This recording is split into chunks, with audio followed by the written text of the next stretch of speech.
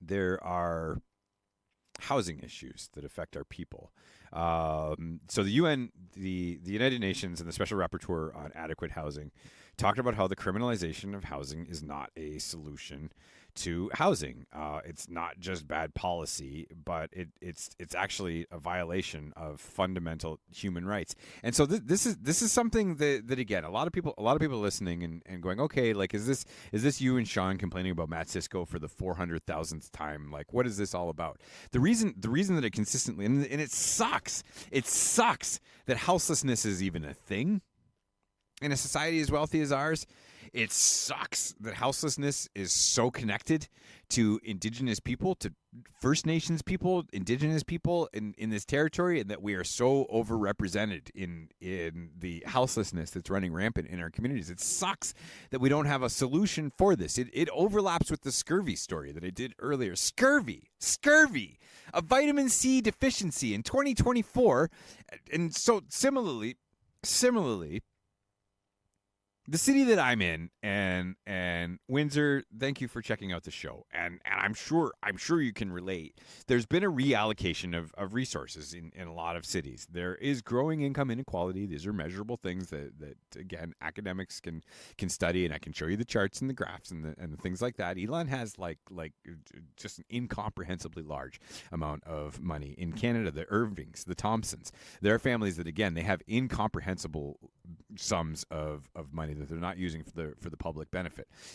So that's where, when it's like, how do we fix homelessness? Where are we going to get the billions of dollars to build houses from? Them.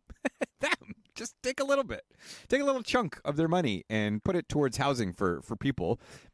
But also, don't call the cops. So I think that it is ridiculous. And again, text me 905-688-2582 if there's something I'm missing here. I want to get this right.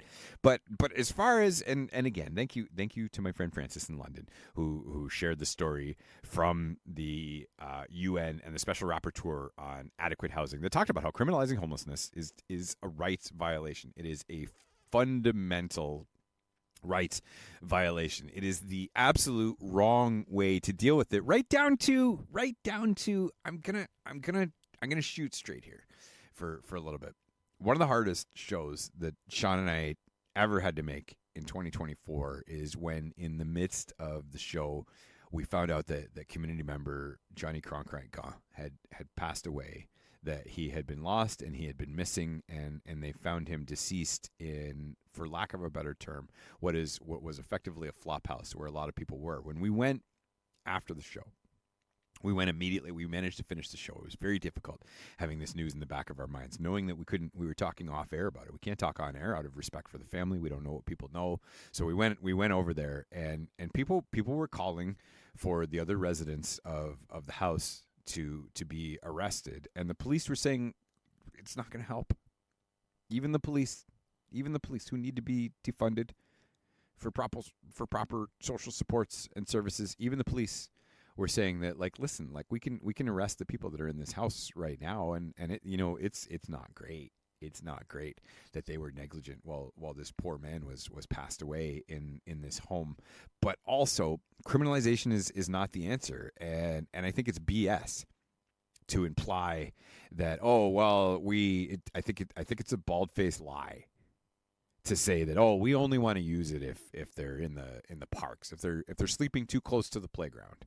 We only want to use it if they're in the parks. This past week, 4 people died in Edmonton. 4 people died in a bus shelter on one of these sub-zero temperature nights. It's winter. It's the time of year when our unhoused people start to pass away in the streets in front of our very eyes. Did the city of Edmonton make announcements about new housing that they would build, about new initiatives to support houseless people? No, they denied that it was because of houselessness. 4 people died in a bus shelter. They were just waiting too long and suddenly passed away. No, they were in the shelter because it's all they had.